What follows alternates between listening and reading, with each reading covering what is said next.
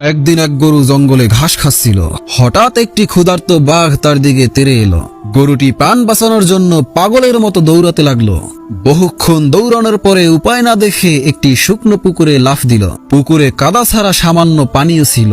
বাঘ ও গরুটির পেছন পেছন পুকুরে ঝাঁপ দিল, কিন্তু ভাগ্য তাদের সহায় হয়নি। কাদায় আটকে গেল দুজনেই। বাঘ তো রাগে ফুঁসতে ফুঁসতে বলল, বেটা বদমাস, লাফ দেওয়ার আর জায়গা পেলি না? ডাঙায় থাকলে তোকে না হয় একটু মজা করে খেতাম, এখন তো দুজনেই মরব। গরুটি তখন হেসে হেসে বলল, বাঘ মামা, তোমার কি কোনো মালিক আছে? বাঘ রাগে গর্জে উঠে বলল, আমি হলাম বনের রাজা, আমার মালিক থাকবে কেন? আমি নিজেই বনের মালিক। গরু তখন ঠান্ডা স্বরে বলল, এটাই তোমার দুর্বলতা। আমার কিন্তু মালিক আছে, যিনি ঠিকই আমাকে বাঁচাতে আসবেন, আর তোমার কি হবে সেটাও তুমি দেখে নিও। বাঘ থমকে গেল। গরুর কথা শুনে কিছুটা ভয় পেল।